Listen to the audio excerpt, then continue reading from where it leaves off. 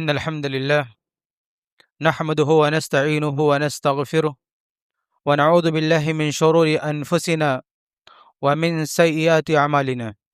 من يهده الله فلا مضل له ومن يضلله فلا هادي له، وأشهد أن لا إله إلا الله وحده لا شريك له، وأشهد أن محمدا عبده ورسوله.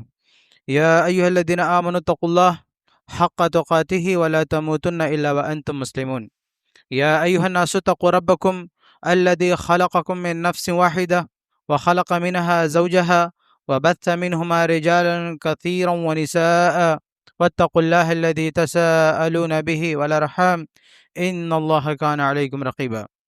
يا أيها الذين آمنوا اتقوا الله وقولوا قولا سديدا يصلح لكم أعمالكم ويغفر لكم ذنوبكم، ومن يطع الله ورسوله فقد فاز فوزا عظيما. أما بعد، فإن أصدق الحديث كتاب الله، وأحسن الهدي هدي محمد صلى الله عليه وسلم، وشر الأمور محدثاتها، وكل محدثة بدعة، وكل بدعة ضلالة، وكل ضلالة في النار.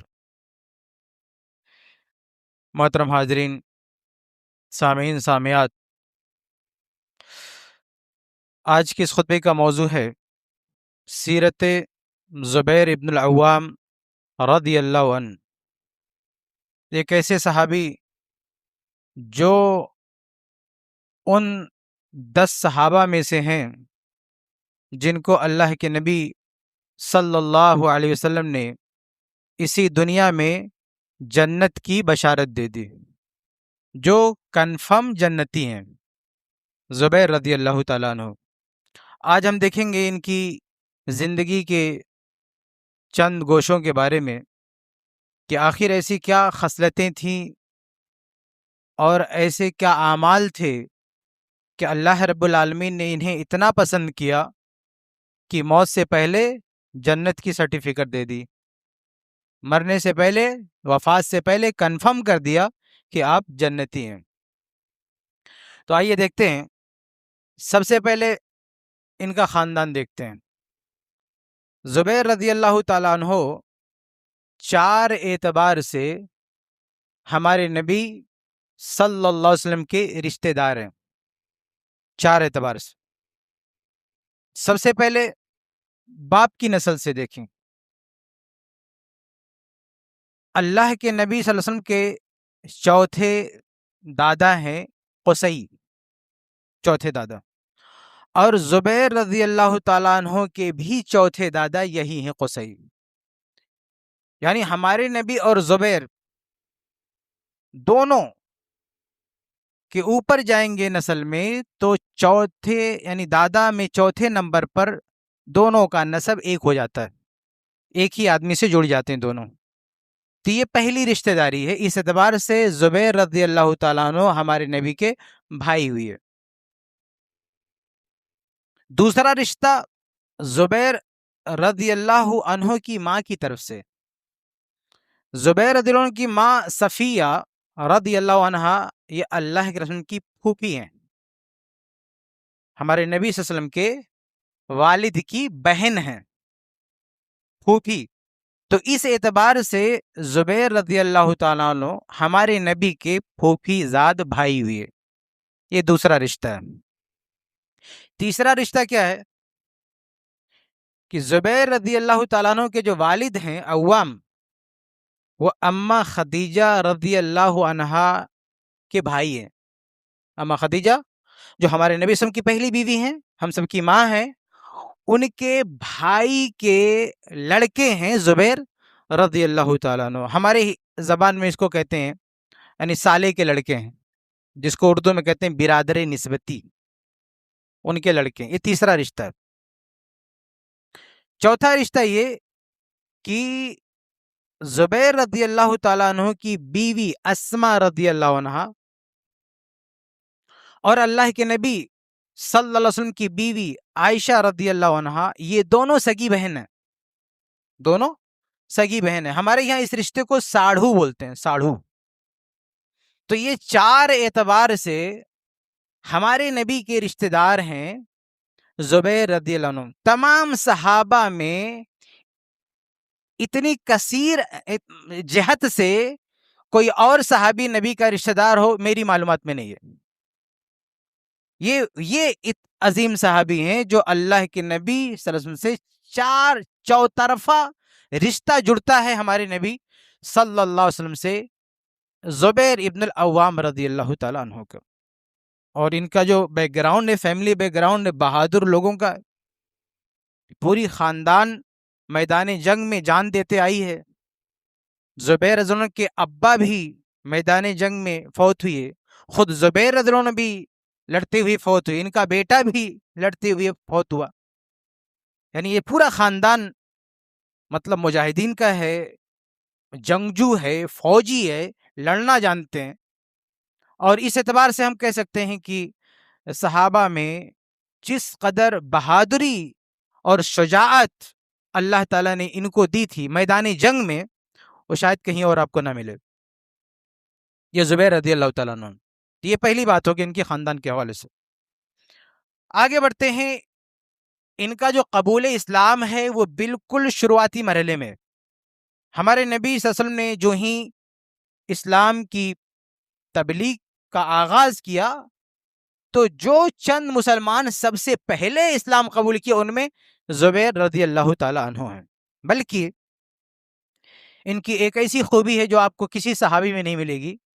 فضائل الصحابہ امام احمد کی کتاب ہے، اس میں ان کے بیٹے سے حسن سند سے مروی ہے، یعنی زبیر رضی اللہ عنہ کے بیٹے سے، وہ کہتے ہیں کہ ان اول رجل صلی سیفہ فی اللہ زبیر بن العوام. اسلامی تاریخ میں سب سے پہلے اللہ کی خاطر جس نے تلوار اٹھائی وہ زبیر ابن العوام رضی اللہ تعالیٰ عنہ. ہوا یہ کہ مکہ میں جب اسلام کی دعوت عام کی گئی تو لوگوں نے مخالفت کی. اس بیچ میں ایک دن یہ افواہ اڑا دی گئی کہ اللہ کے نبی صلی اللہ علیہ وسلم کو مشرکین نے پکڑ لیا، جبکہ ایسا نہیں تھا، لیکن ایسے بات اڑا دی گئی. جیسے زبیر رضی اللہ تعالیٰ عنہ تک یہ بات پہنچی کہ ہمارے نبی کو پکڑ لیا کچھ لوگوں نے، فوراً انہوں نے تلوار نکالی اور مکہ کی گلیوں میں گھومنے لگے کہ ہمیں دکھے تو کہ کس کی جرت کہ ہمارے نبی پہ کس نے ہاتھ اٹھایا. وہ پورا ڈھونڈ رہے ہیں کہ جہاں بھی مطلب بے خوف و خطر، وہ مکہ میں ایک ایک سے ظالم، ایک ایک سے سرفرے وہاں رہنے والے اس ٹائم پہ، لیکن یہ اللہ کا شیر، یہ بہادر بے خوف و خطر تلوار لے کے نکل پڑا ہے اللہ کے نبی کی حفاظت میں. اس سے پہلے کسی نے اسلام کی خاطر، نبی کی خاطر، اللہ کی خاطر اپنے ہاتھ میں تلوار نہیں اٹھائی. یہ پہلی تلوار ہے جو اسلام کے لیے اٹھائی گئی. ڈھونڈتے ڈھونڈتے ایک جگہ پہنچتے ہیں، اللہ کی رسم کسی اونچائی پر موجود ہیں، آپ دیکھتے ہیں کہ یہ تلوار لے کے کہاں جا رہے ہیں. بلایا زبیر کیا ہوا؟ اب جب انہوں نے آواز سنی، دیکھا کہ اللہ کی رسم محفوظ ہے تو ان کی جان میں جان آئی. کہا اللہ کے رسول اخبرت انک اخذت، مجھے بتایا گیا کہ آپ کو لوگوں نے پکڑ لیا ہے، اس لیے میں آپ کی تلاش میں نکلا ہوں. یہ سن کر اللہ کے رسول نے ایک دعا دی. روایت کے الفاظ ہے دعا لہو ولسیفہ. ہمارے نبی صلی اللہ علیہ وسلم نے زبیر رضی اللہ تعالیٰ عنہ کو تو دعا دی ہی، ولسیفہ، تلوار کے لیے بھی دعا دے دی. اللہ کے نبی نے تلوار والے کے لیے دعا دی اور اس تلوار کے لیے بھی دعا دے دی، کیونکہ اسلامی تاریخ میں پہلی تلوار اللہ کے لیے، نبی کے لیے اٹھنے والی یہ تلوار ہے. اللہ کے نبی نے دعا دی، برکت کی دعا دی اس تلوار کی. اس کے بعد کوئی جنگ ایسی نہیں ہے جس میں اس تلوار نے اپنے جوہر نہ دکھائے ہو. آپ پوری تاریخ پڑھ لیجئے زبیر رضی اللہ تعالیٰ عنہ. یہ ان کا قبول اسلام کا معاملہ ہے. آگے بڑھتے ہیں. اسلام قبول کرنے کے بعد تیسری چیز جو ان کی زندگی میں بہت اہم دکھتی ہے وہ ہجرت کا واقعہ. ظاہر سی بات ہے، اسلام قبول کیے تو صرف نام کی مسلمان تھوڑی، اب عبادت بھی کرنی ہے، اللہ اللہ کرنا ہے، نماز پڑھنا ہے، سب کچھ کرنا ہے. لیکن مکہ میں ایسے حالات نہیں ہیں کہ آدمی سکون سے اللہ کی عبادت کر سکے، تو زبیر رضی اللہ تعالیٰ عنہ نے ہجرت کیا تاکہ ہم سکون سے جو ہم نے کلمہ پڑھا ہے اس کا حق ادا کر سکے. اور ڈبل ہجرت کیا، ایک حبشہ کی طرف اور ایک مدینہ کی طرف. جب حبشہ ہجرت کرے وہاں بھی ایک لمبا واقعہ ہے، میں بتاؤں تو بڑا وقت چلا جائے گا. وہاں بھی ایک معاملہ آیا تھا بہادری کا. تو جتنے صحابہ گئے تھے اس میں سب سے آگے یہی تھے زبیر رضی اللہ تعالیٰ عنہ، یعنی وہاں موجود صحابہ کے بھی یہ محافظ تھے. پھر مدینہ ہجرت کر کے گئے، اور واقع ہجرت جانتے؟ اسلامی تاریخ کا سب سے بڑا واقعہ ہے، سب سے بڑی فضیلت والا عمل ہے. صحابہ میں جو مہاجرین طبقہ ہے وہ سب سے بڑا طبقہ ہے، یعنی فضیلت میں سب سے آگے ہے.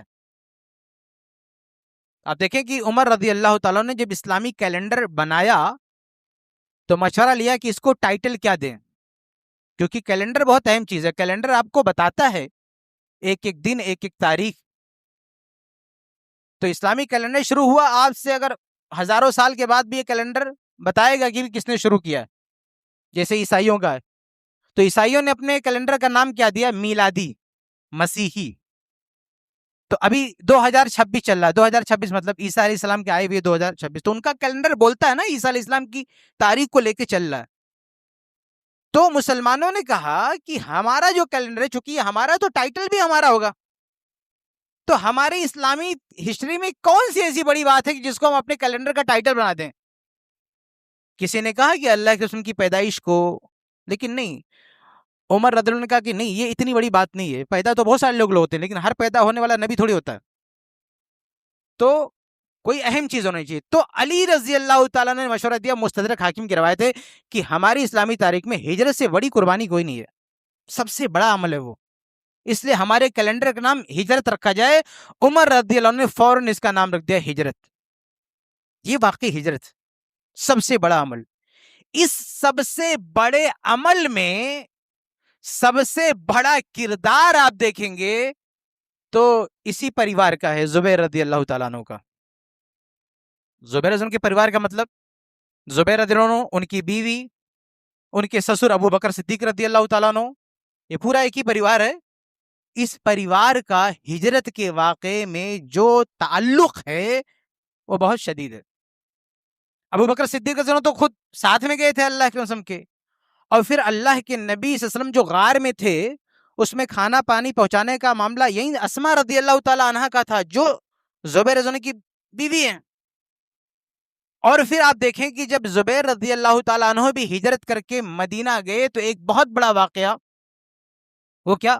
بخاری کی روایت ہے کہ یہودی کہتے تھے کہ قد سحرتکم فلا یولد لکم، کہ یہودیوں نے جادو کر دیا ہے، جتنے لوگ بھی مکہ چھوڑ کے مدینہ گئے اب کسی کے یہاں کوئی اولاد پیدا نہیں ہوگی، ہم نے جادو کر دیا ہے. یہ یہودی ڈائلاگ بولتے تھے، بخاری کی روایت ہے.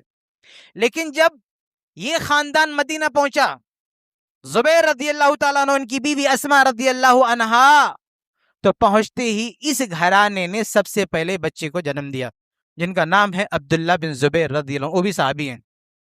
بخاری کے الفاظ ہیں فرحوا فرحا شدیدا، زبیر کے بیٹے کی پیدائش پر پورے مہاجرین بہت زیادہ خوش ہو گئے. یہ ہم کو تانا دیتے تھے جادو کر دیا بچہ، یہ لو بچہ پیدا ہوا. تو زبیر رضی اللہ عنہ کی کا جو پریوار ہے، جو خاندان ہے، واقع ہجرت سے ان کا بڑا گہرا تعلق ہے. وہ ہجرت کا واقعہ جو سب سے بڑا عمل مانا جاتا ہے اسلامی تاریخ میں، اس بڑے عمل میں سب سے بڑا تعلق اس پریوار کا ہے، زبیر رضی اللہ تعالیٰ عنہ. آگے بڑھتے ہیں. زبیر رضی اللہ عنہ کی زندگی میں ایک تیسری بہت اہم چیز ہم کو دیکھنے کو ملتی، وہ ہے غیرت. اپنے گھر کی عزت کے حوالے سے، بیویوں کے حوالے سے. آج دیکھیے ہمارا معاشرہ کس قدر بے غیرتی کا شکار ہے. اپنی بیوی، اپنی بہن، اپنی ماں کی عزتوں کے حوالے سے وہ غیرت ہمارے یہاں نہیں پائی جاتی جو صحابہ کے یہاں تھی. ان صحابہ میں بھی زبیر رضی اللہ عنہ کی غیرت سب سے شدید تھی. ان کی بیوی اسما خود کہتی ہے بہت غیور آدمی تھے. بخاری کے روایت، بلکہ صحیح بخاری کی حدیث ہے، امام بخاری نے باب قائم کیا، باب الغیرہ، غیرت کا بیان. سب سے بڑا محدث امام بخاری جب چیپٹر قائم کرتا ہے باب غیرہ تو نیچے واقعہ کس کا لاتا ہے؟ زبیر بن عوام کا. اسما بنت ابی بکر بیان فرماتی ہیں کہ زبیر رضی اللہ عنہ سے میری شادی ہو گئی. تو زبیر رضی اللہ عنہ شروع میں بڑے غریب تھے، لیکن بعد میں بہت مالدار ہوئے، بعد میں اللہ نے بہت نوازا ان کو. لیکن شروع میں غریب تھے تو اسما رضی اللہ تعالی عنہا کو بڑا کام کرنا پڑتا تھا، گھر کا کام بھی، پانی بھرنا، کھانا بنانا گھوڑے کو، اور باہر سے بھی جا کے کچھ لکڑیاں اکڑیاں ڈھو کے سر پہ لاد کے لانا۔ تو ایک مرتبہ اسما فرماتی ہیں، بخاری کی روایت ہے، کہ میں باہر سے سر پہ وَنَّوَا عَلَىٰ رَأْسِي، میرے سر پہ گٹھر تھا، وہ لے کے آ رہی تھی، فَلَقِيَنِي رسول اللہ، راستے میں کون مل گئے؟ اللہ کے نبی صلی اللہ علیہ وسلم، وَمَعَهُ نَفَرٌ مِّنْ أَصْحَابِهِ، اللہ کے نبی اکیلے بھی نہیں تھے، آپ کے ساتھ صحابہ تھے۔ تو اللہ کے نبی صلی اللہ علیہ وسلم اور آپ کے ساتھ صحابہ تھے، اونٹ کا قافلہ تھا، آ رہے تھے، اور یہ پیدل جا رہی تھی اسما۔ اللہ کے نبی صلی اللہ علیہ وسلم نے دیکھا، کیونکہ اللہ کے وسلم کی رشتہ دار ہیں، سالی لگتی ہے، تو روایت کے الفاظ میں فَأَنَاخَ لِأَرْكَبَ، اللہ کے نبی صلی اللہ علیہ وسلم نے اپنا اونٹ بٹھایا، کیوں؟ تاکہ اسما سوار کر کے ان کے گھر پہ چھوڑ دیں۔ اللہ کے وسلم کو ترس ہے کہ بیچاری یہ لاد کے لے جا رہی، پریشان ہے، ہم قافلہ جا رہا ہے، سوار کر لیتے ہیں، جا کے گھر پہ چھوڑ دیں گے۔ لیکن اسما کا جواب کیا ہے؟ بخاری کے الفاظ ہے، اسما رضی اللہ عنہ فرماتی ہیں، فَاسْتَحْيَيْتُ أَنْ أَسِيرَ مَعَ الرِّجَالِ، مجھے شرم آئی کہ میں مردوں کے ساتھ سفر کروں۔ انہوں نے بیٹھنے سے انکار کر دیا، جبکہ پیشکش کرنے والے کوئی عام آدمی نہیں، اللہ کے رسول ہیں اور اسما کے رشتہ دار ہیں، کسی بدگمانی کی کوئی گنجائش نہیں ہے، لیکن مسئلہ اللہ کے نبی کا نہیں، مسئلہ شوہر کا ہے۔ آگے خود کہتی ہے وَذَكَرْتُ الزُّبَيْرَ وَغَيْرَتَهُ، کہا کہ مجھے اپنے شوہر کی غیرت یاد آ گئی۔ اسما کہتی بھئی مجھے کوئی مسئلہ نہیں، اللہ کے نبی کو کوئی مسئلہ نہیں، ہم سوار ہو سکتے ہیں، لیکن کیا گارنٹی ہے کہ میرے شوہر کو یہ اچھا لگے گا؟ نہیں، ذکرت الزبیر وغیرتہ، میں نے اپنے شوہر کی غیرت کو یاد کیا کہ ان کو شاید اچھا نہ لگے، اس لیے بیٹھنے سے انکار کر دیا۔ اللہ کے نبی اٹھے اور آگے بڑھ گئے۔ یہ زبیر رضی اللہ عنہ کی تربیت دیکھیں، ان کی غیرت کا روب دیکھیں، ایسی نہیں جنت کی سرٹیفکیٹ ملی ہے زبیر رضی اللہ تعالیٰ عنہ کو۔ اور غیرت کا ایک اور واقعہ دیکھیں، اسما رضی اللہ تعالیٰ عنہ بیٹھ سکتی تھی، کوئی مسئلہ نہیں تھا، لیکن شوہر کا مسئلہ تھا، یہ شوہر موجود نہیں ہے، ان کی اجازت ہو نہ ہو۔ حالانکہ بعد میں جب یہ واقعہ ان کو پتا چلا تو زبیر رضی اللہ تعالیٰ عنہ نے اس پہ کوئی آبجیکشن نہیں کیا، مطلب کوئی یہ نہیں کہا کہ تم کو نہیں بیٹھنا چاہیے، لیکن پھر بھی انہوں نے خیال رکھا۔ صحیح مسلم کا ایک واقعہ ہے کہ زبیر رضی اللہ عنہ کا جو گھر تھا، گھر کے سامنے اچھی خاصی جگہ تھی، شاید کوئی پیڑ تھا یا دیوار تھی، ایک اچھا خاصا سایہ تھا، تو ایک فقیر آیا اور اسما سے کہتا، ان کی بیوی سے رضی اللہ عنہ، کہتا انی رجل فقیر اريد ان ابی فی ظل ذلک، میں فقیر آدمی ہوں اور آپ کے گھر کے سامنے جو سایہ ہے نا، جو چھاونی ہے، میں یہاں پہ کچھ دھندا پانی کرنا چاہتا ہوں، جیسے لوگ نا، لوگ ٹھیلا لے کے گھومتے، کہیں بھی لگا دیے، تو وہ بھی کچھ بیچنا تھا ان کو، تو کہے کہ میں یہاں پہ کچھ بیچنا چاہتا ہوں، کوئی کاروبار کرتا، کوئی دکان چلتی پھرتی جو دکان ہوتی ہے، میں یہاں لگانا چاہتا ہوں کیونکہ یہاں سایہ ہے۔ تو اسما کہتی ہیں کہ دیکھو میاں، اگر میں نے تم کو اجازت دے بھی دی تو میرے شوہر آئیں گے، تم کو کنفرم بھگا دیں گے یہاں سے، اس لیے مجھ سے پوچھنے کا کوئی مطلب نہیں ہے، کیونکہ بہت غیرت مند آدمی ہے۔ ہاں ایسا کرو، ان کو ترس ہے، اسما کو ترس ہے کہ فقیر آدمی ہے، اگر یہ لگا لے گا ٹھیلا تو کیا بگڑ جائے گا ہمارا، تو کہا ایسا کرو، جب میرے شوہر آ جائیں گے نا تو ان کے سامنے آ کے اجازت مانگنا، پھر ہم دیکھتے ہیں کیا کر سکتے ہیں۔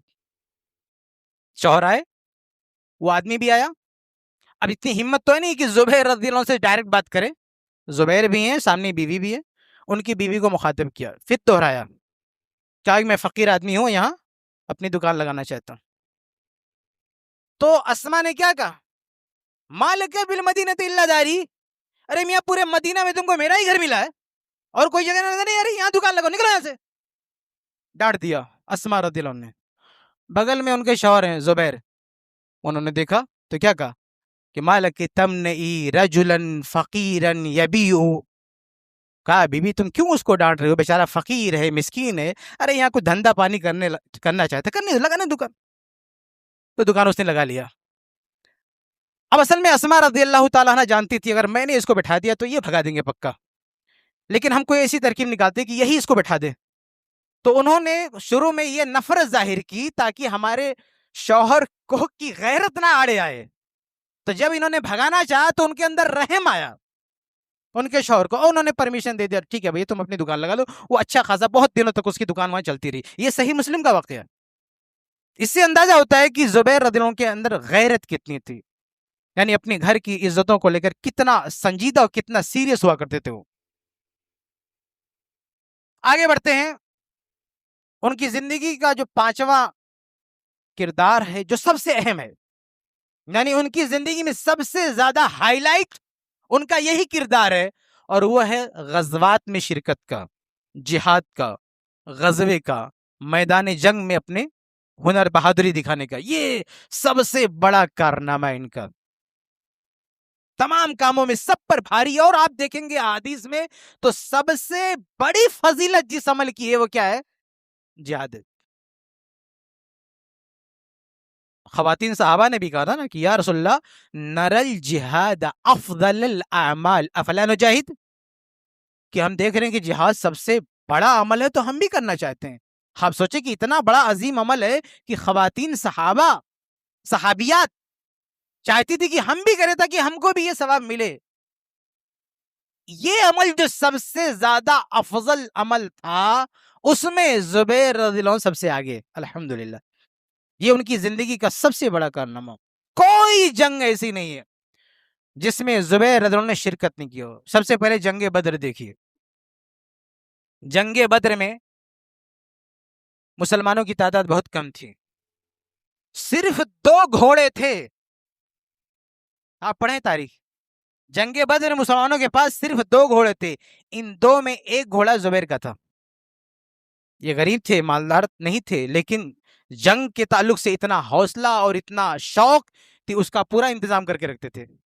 صرف 2 گھوڑے تھے، ایک اس میں زبیر رضی اللہ عنہ کا گھوڑا تھا. اور طبقات وغیرہ کی روایت ہے کہ جنگ بدر میں فرشتے اترے تھے، اللہ کی مدد آئی تھی. تو فرشتوں کی جو ڈریسنگ تھی، جو ان کا لباس تھا، یونیفارم کہہ لیجئے جو تھا ان کا، وہ زبیر رضی اللہ عنہ کے لباس کی کاپی تھی جو امامہ زبیر رضی اللہ عنہ نے پہنا تھا. یعنی اس جنگ میں، جنگ بدر میں جو لباس اور جو حلیہ، جو کپڑا زبیر کے سر پر تھا، اسی طرح کا کپڑا پہن کر سارے فرشتے جنگ بدر میں اترے تھے. یہ کوئی معمولی بات ہے کہ آسمانی فرشتے صحابہ کے ساتھ میدان جہاد میں اتر رہے ہیں اور ان کے لباس میں کپڑے وہی ہیں جو زبیر رضی اللہ عنہ پہ. یہ زبیر رضی اللہ عنہ کا شوق جہاد، ان کا خلوص، ان کا اخلاص کہ اللہ تعالیٰ کو اتنا پسند ہے. اس کے بعد جنگ احد میں آپ دیکھیں، طبقات وغیرہ کی روایت ہے وَثَبَتَ مَعْهُ يَوْمَ احد. جنگ احد میں جب خطرناک موڑ آیا اور مسلمان جیتنے کے بعد بھی کمزور پڑے، اللہ کے نبی صلی اللہ علیہ وسلم کے ساتھ صرف چند صحابہ بچے، تو ان چند صحابہ میں ایک زبیر رضی اللہ تعالیٰ عنہ بھی تھے. اور روایت کے الفاظ کیا ہے، ابن ماجہ وغیرہ آپ دیکھیں، بایعوا، یعنی انہوں نے موت پر بیعت کی اللہ کے نبی سے کہ اللہ کے نبی جب تک میری جان میں جان ہے میں آپ کی حفاظت کے لیے چٹان بن کے کھڑا رہوں گا. کھڑے تھے زبیر رضی اللہ تعالیٰ عنہ وہاں پہ. اس جنگ بدر کے بعد جنگ احد کا معاملہ ہے، اور وہ رسول، وہ نبی، وہ امام الانبیاء جن کے سامنے آ کر سارے صحابہ کہتے تھے اے اللہ کے نبی آپ پر میرے ماں باپ قربان. سارے صحابہ اللہ کے نبی کے دروازے پر آ کے کہا کرتے تھے یا رسول اللہ فداک ابی و امی، اے اللہ کے رسول آپ پر میرے ماں باپ قربان. لیکن یہ جنگ احد کے موقع پر جب اللہ کے نبی صلی اللہ علیہ وسلم اس پریشانی کی حالت میں تھے، زبیر ایک چٹان بن کے کھڑا تھا. اللہ کے نبی نے کہا زبیر فداک ابی و امی، اے زبیر تم پر میرے ماں باپ قربان. اللہ کے نبی نے اس عظیم صحابی کے بارے میں کہا کہ اے زبیر تم پر میرے والدین قربان، تم پر میرے ماں باپ قربان، تم نے یہ جو کارنامہ آج انجام دیا ہے. یہ ابن ماجہ کی صحیح روایت. یہ زبیر رضی اللہ تعالیٰ عنہ ایسی جنت کی سرٹیفکیٹ نہیں ملی ہے، بہت بڑے کارنامے ان کے. اور پھر لڑائی کے اختتام پر اللہ کے نبی صلی اللہ علیہ وسلم نے کہا کہ ذرا پتہ لگاؤ یہ کہیں پلٹ کر پھر نہ آئے.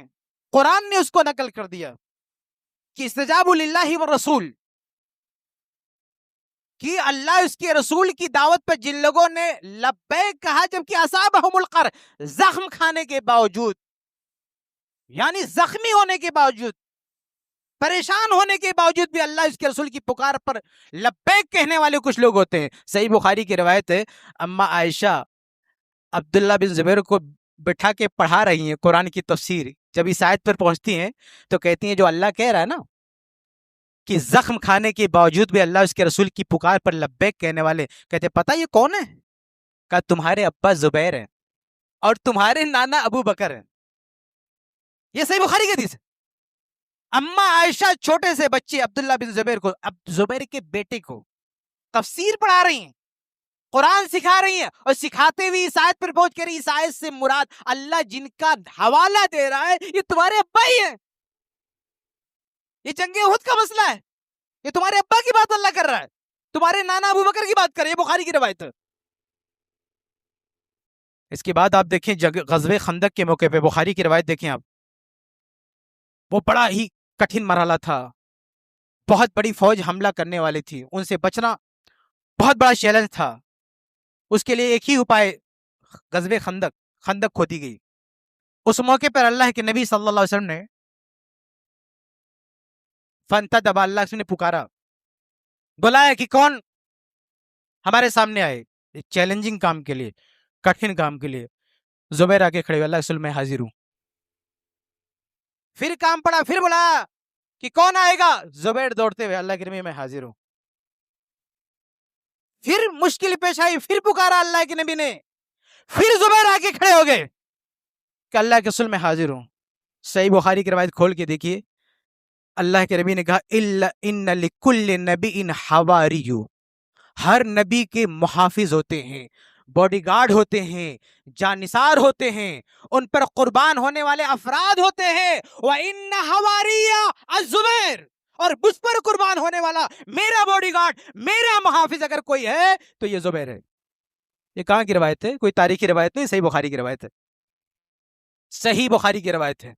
اللہ کے نبی نے کہا میرا اگر کوئی محافظ ہے، ہر نبی کے محافظ ہوتے ہیں، میرا محافظ یہ زبیر ہے، زبیر ابن عوام ہے. اور غزوہ خندق کے موقع پر اللہ کے نبی نے وہ جملہ ریپیٹ کیا جو جنگ احد میں کہا تھا، کیا؟ فداک ابی و امی، اے زبیر تم پر میرے ماں باپ قربان ہوں. 2 مرتبہ اللہ کے نبی نے 2 جنگوں میں کہا کہ زبیر تم پر میرے ماں باپ قربان ہوں. یہ زبیر رضی اللہ تعالیٰ عنہ ہے.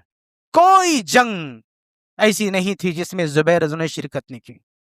اور صرف شرکت نہیں کی، جنگ احد میں جو زخم کھائے تھے نا، اتنا بڑا گڈھا ہو گیا تھا. عبداللہ بن زبیر کہتے ہیں کہ میں اب چھوٹا تھا، اپنے ابا کی پیٹھ پہ چڑھ کے کھیلتا تھا تو اس گڈھے میں انگلیاں ڈال ڈال کے کھیلتا تھا. چھوٹے بچوں کو کیا پتا ہے زخم کہاں لگا ہے، وہ تو بڑے ہوئے تب پتا چلا یہ تو میدان احد کا زخم ہے.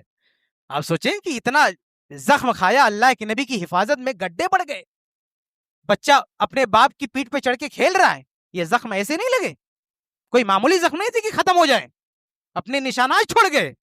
اتنی قربانیاں اور اتنا خون بہایا، اتنی بہادری دکھائی اسلام کے لیے، نبی کے لیے، ایمان کے لیے.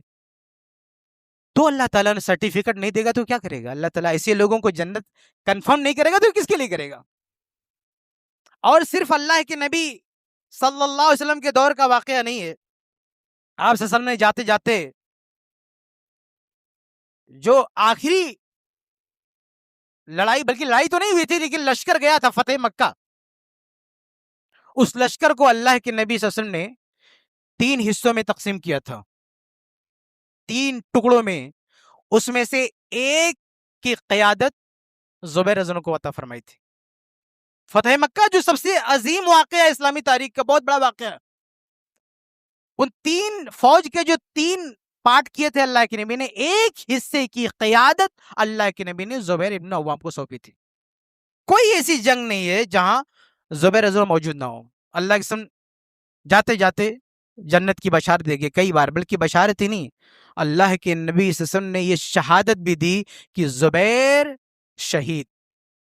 صحیح مسلم وغیرہ کی روایت. پہاڑ پہ اللہ کے نبی کھڑے ہیں، پہاڑ ہلنے لگا، اللہ کے رسول نے کہا پہاڑ رک جا، تیرے اوپر نبی ہے، صدیق ہے، شہید ہے۔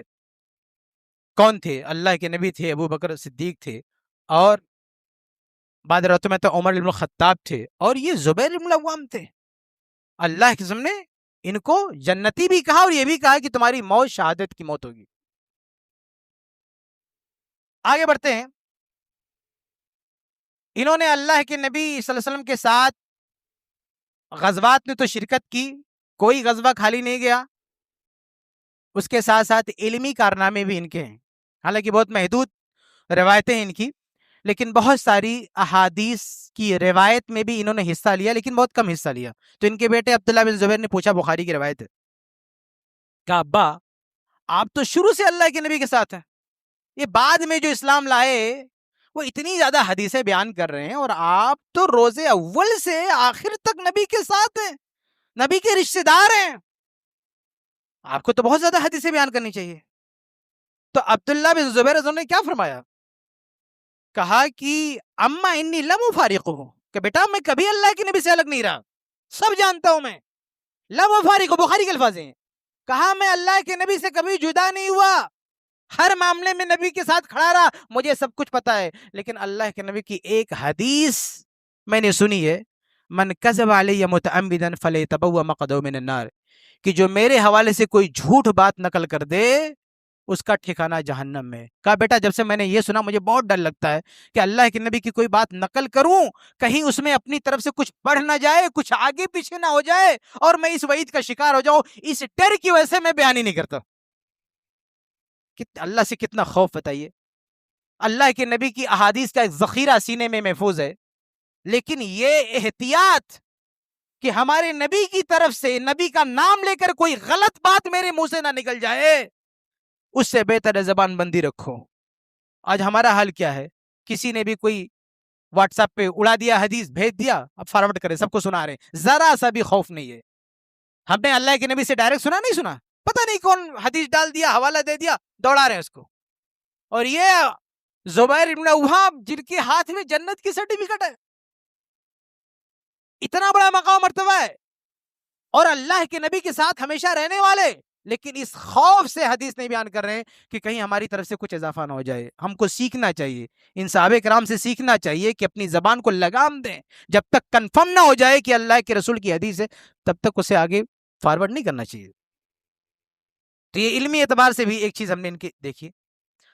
آگے بڑھتے ہیں۔ اس کے بعد جو خلفائے راشدین کا دور آتا ہے، خلفائے راشدین چاہے ابو بکر صدیق رضی اللہ تعالیٰ عنہ، چاہے عمر بن الخطاب رضی اللہ تعالیٰ عنہ، چاہے عثمان رضی اللہ عنہ، ان تمام ادوار میں جتنی بھی لڑائیاں ہوئی ہیں زبیر سب سے آگے کھڑا ہے۔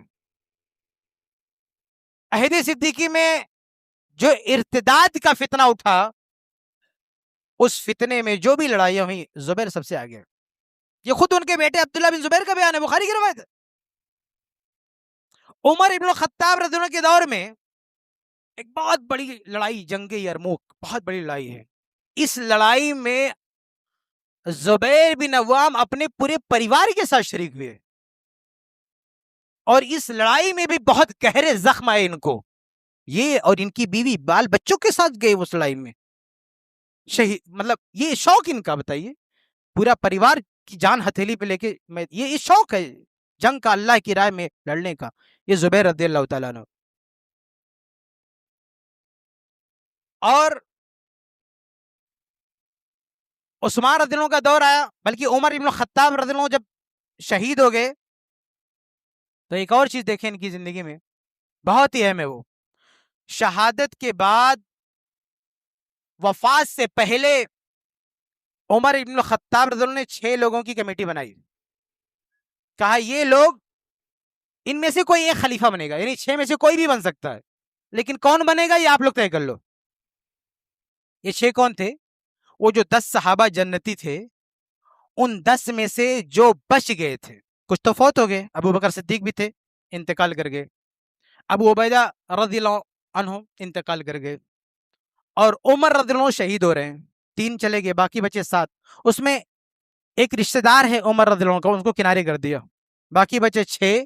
ان 6 کو ذمہ دار بنا دیا، کہا یہ 6 میں سے کوئی بھی خلیفہ بن سکتا ہے، یعنی زبیر ابن العوام بھی خلافت کی کرسی پہ بیٹھ سکتے ہیں، یہ عمر رضی اللہ عنہ نے کہا.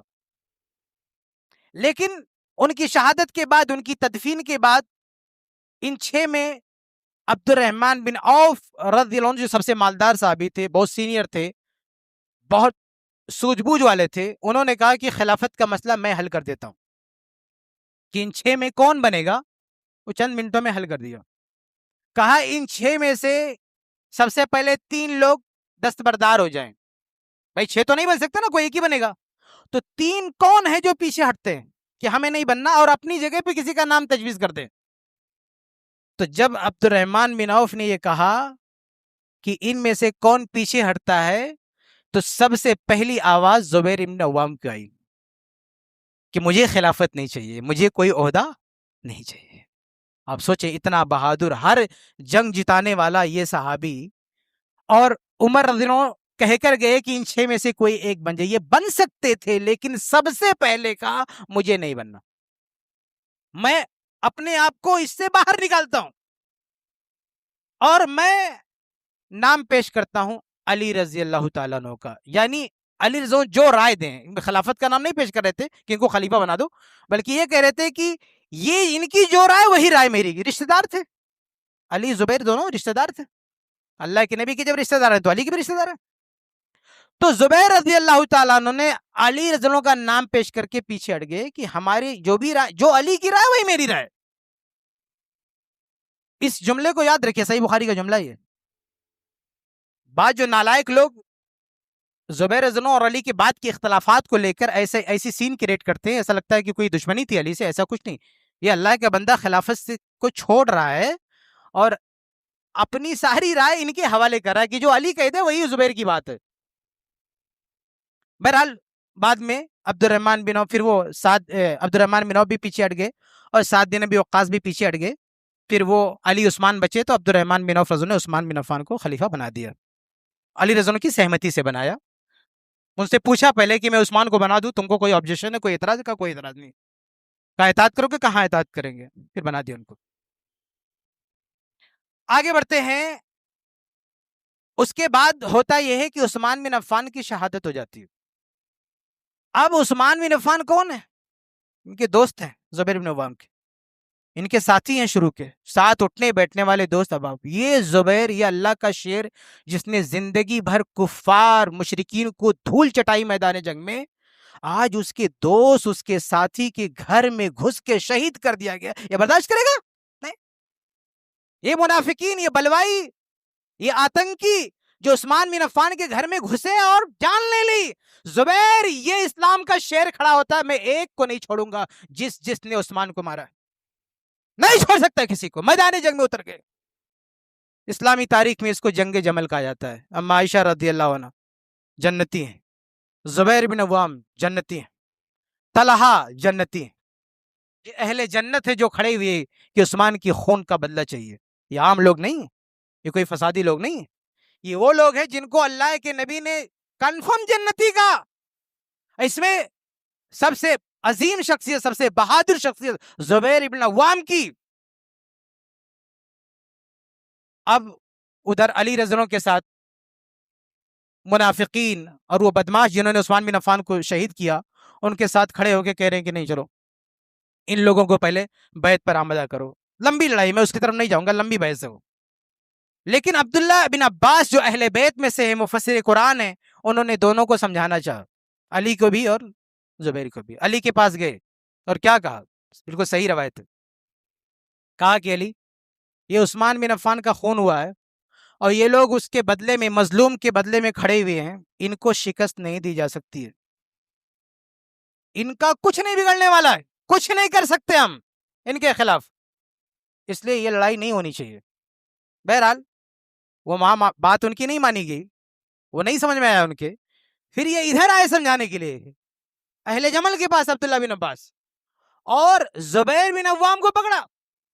طبقات ابن سعد کی صحیح روایت ہے، کہا زبیر اپنی ماں کا تو خیال رکھو، یہ علی تمہارے رشتہ دار ہے، یہ تلوار جس کو لے کے تم آج یہاں کھڑے ہو، जिन्होंने ने बड़े बड़े काफिरों की गर्दनें उतारी हैं, आज ये तलवार अली पर चल गई तो क्या जवाब दोगे अपनी माँ को? समझाया कि उनका तो ख्याल रखो, ये तुम्हारी तलवार का वार खाली नहीं जाता, अगर ये तलवार चल गई अली की जान जाएगी। ये सुनना था कि जुबैर रज़ियल्लाहु अन्हु मैदान जंग छोड़ दिए, यानी जंगे जमल छोड़ के पीछे हट गए सिर्फ अली की खातिर। ऐसा ना हो कि लड़ाई शुरू हो जाए और हमारे सामने वही आ जाए और ये तलवार जो दुश्मनाने इस्लाम पर चलती थी आज अपने भाई पर चल जाए।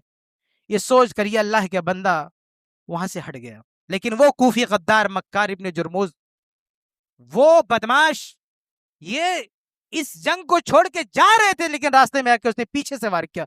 किसी की माँ ने ऐसा बच्चा जन्म नहीं दिया तो जुबैर के सामने से आके वार करता, पीछे से वार किया और शहीद कर दिया।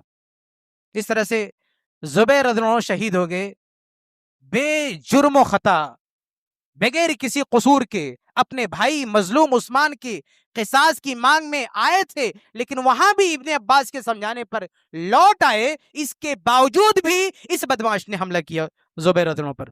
अल्लाह के नबी ने अपनी जिंदगी में कहा था जुबैर शहीद होंगे, और इस तरह से अल्लाह के नबी की पेशिनगोई पूरी हो गई और वो शहादत के मकाम पर पहुंचे।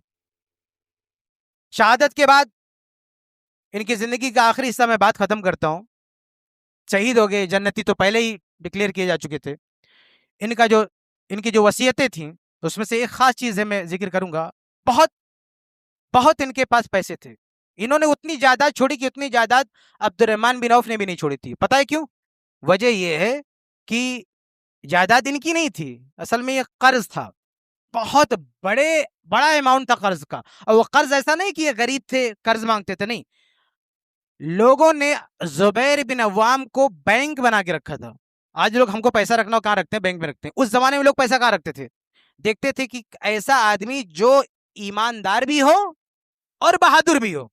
ईमानदार होगा तो चोरी नहीं करेगा और बहादुर होगा तो इसके घर कोई दूसरा चोर नहीं आने पाएगा। तो ऐसे लोगों को ढूंढते थे, अपनी अमानतें रखते हैं। जैसे अल्लाह के नबी बहादुर भी हैं, अमानतदार भी हैं। जब जमाने जाहिलियत में लोगों ने देखा इतना अमीन आदमी है तो ले जाके अपना माल बैंक बना दिया अल्लाह के रसूल को, कि भाई ये तो ऊंचे खानदान के हैं, इस खानदान में चोर घुसने की हिम्मत नहीं करेगा, और दूसरा अमानतदार है, पैसा कहीं जाएगा नहीं। अल्लाह के नबी के बाद पूरे सहाबा में अगर दूसरी कोई शख्सियत है जिस पर इस तरह का एतमाद उस वक्त के लोगों ने किया है तो जुबैर इब्न अव्वाम है। इतना पैसा लाके लोग रखते थे कि जुबैर परेशान हो गए, बुखारी की रिवायत है, कहा कि भाई इतनी गठरी मठरी में कहां संभाल के रखूंगा, ये मेरी बस की बात नहीं, इसको मेंटेन कौन करेगा, हिसाबों किताब कौन करेगा, किसकी कौन गठरी है। ऐसा करो, अगर मेरे पास रखना है तो इसको कर्ज में कन्वर्ट कर दो। यानी ये पैसा, अमानत का मतलब क्या है कि जो सिक्का दिया वही रिटर्न करना है, और कर्ज का मतलब क्या, मैं यूज कर लूंगा और जब मांगोगे दे दूंगा, कहीं से कोई भी सिक्का उठा के दे दूंगा। तो ये मेरे लिए आसान है हिसाब मेंटेन करने में। उन्होंने कहा मुझे कोई प्रॉब्लम नहीं, साहब ने कहा कोई दिक्कत नहीं, आप जो चाहो करो, कर्ज के तौर पे ले लो। तो इतना ज्यादा लिया, फिर वो पैसा लेके वो जमीन खरीद लिए, यानी लोगों की माल की हिफाजत में, कि जमीन कौन चोरी करेगा, कौन लेके जाएगा। अब वफात के बाद इतने लोगों का पैसा इनके पास जमा था कि वो लौटाते लौटाते उनके बेटे अब्दुल्ला बिन जुबैर को 4 साल लग गए। ये बुखारी की रवायत है। सोचे कि लोगों का ट्रस्ट एतमाद कितना था, कितना पैसा लाके जमा किया कि रिटर्न करते करते 4 साल लग गया। ये सही बुखारी की रवायत है। हज के मौके पे खड़े होकर 4 साल तक ऐलान करते और कोई बचा है क्या, किसी का पैसा बचा और लेकर जाओ। इससे पता चले कि इनकी अमानतदारी पर अहल आसमान वाला तो राजी है, सर्टिफिकेट देके रखा हुआ है, ये दुनिया वाले भी सर्टिफिकेट देके रखे हैं कि इससे बड़ा बहादुर, इससे बड़ा अमानतदार कोई नहीं है। ये जुबैर रज़ियल्लाहु ताला अन्हु थे। इनकी जिंदगी के कुछ ही हिस्से में आपके सामने रख पाया हूं। बहुत अजीम शख्सियत है, आप सबसे कहूंगा कि जरूर पढ़ें इनके बारे में, और इस जैसे जितने भी सहाबा हैं सबको हमको पढ़ना चाहिए उनकी जिंदगियों के बारे में। तब हमको पता चलेगा कि हमारे असलाफ कैसे थे, सहाबा कैसे थे, उनका मकाम व मर्तबा कैसा था। अल्लाह ताला हम सबको इसकी तौफीक दे, आमीन।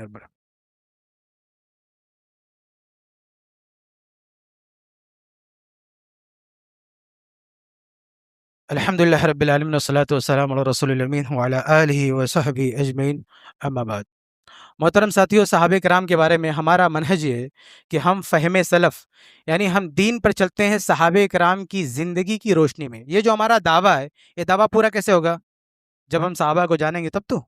ہمیں سے ہر کوئی آج دعویٰ کرتا ہے کہ ہم صحابہ کرام کے نقش قدم پر چلتے ہیں. ہمارا وہ منہج ہے جو صحابہ کا. صحابہ کے بارے میں جانتے نہیں تو کیا خاک ان کا منہج فالو کرو گے؟